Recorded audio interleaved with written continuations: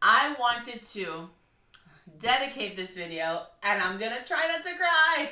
Can't promise you it won't happen. I want to dedicate this video to someone very special. And see, here come the tears already, but that's okay, because crying is okay.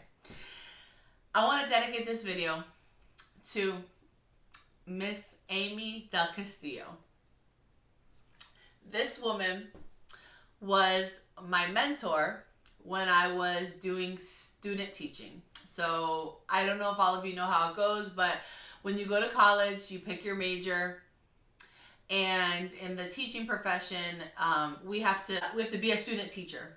So we have to usually they choose a teacher for us, and then we have to study under them. We have to do certain projects, that the school mandates, and that we have to do certain projects that teacher might mandate. And you get the idea. It goes on like that. Well, Mrs. Amy DelCastillo was not my official mentor, and I was not her official student teacher. However, she was the first mentor that I had in the teaching profession. I just so happened to, everything just happens. People want to use the word coincidence or coincidentally. I don't believe in that. Everything happens for a reason. Look back at your life, and I promise you will see the patterns emerge. But anyway, my parents worked for a company, and I'm going to try very hard, by the way. For the rest of this video, if I do tend to tell a story, I do try to leave people's names out. I might change their names. I'm going to change company names. I'm going to change school names because I am a teacher. I don't want to get into all the legality of all of that. But for this particular story, I am going to use her name just because she deserves it. She deserves that recognition. So my parents were working for a company, and they had the idea, which at the time, I didn't know if I thought it was a good idea or not, because I was all into my own feelings and into my own self, and I was quite selfish and didn't care really about what anybody else thought. But they had the idea, look, we have this school that's a charter school. It's on campus of where we work. Why don't you, while you're going to college, I wasn't in the end of my college years yet, so I wasn't ready to do a student-teacher situation and be put in that position. But they said, you need a job anyway, you got to work, so why don't you work as a teacher's aide and get paid to do so at this charter school that's on the campus of where we work. I hope you're following along.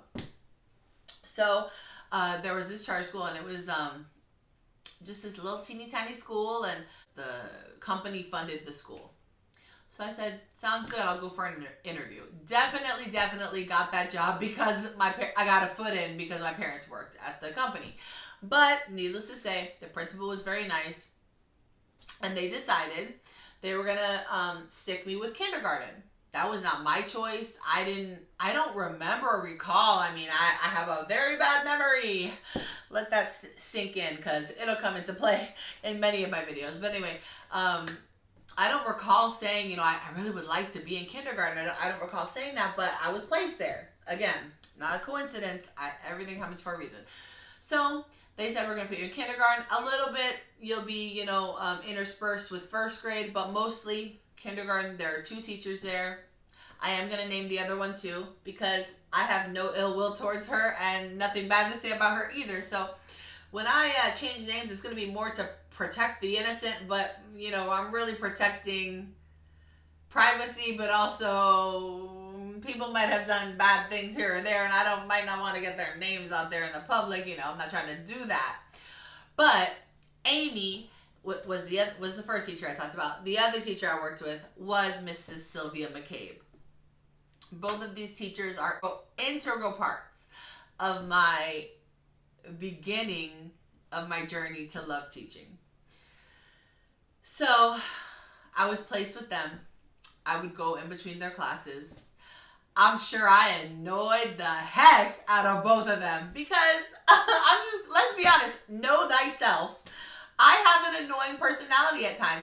I'm not trying to speak down on myself or speak badly of myself. That's not what that is. This is me being real.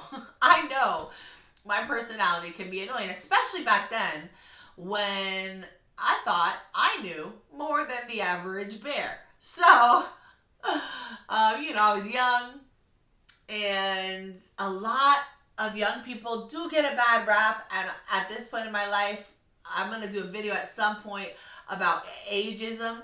It goes both ways. People are discriminatory against older people. People are definitely discriminatory against our youth. It's a thing. And when I say youth, I'm talking about a 21-year-old. People will really look down on that 21-year-old and say, boo, you don't know anything. You haven't been through what I've been through.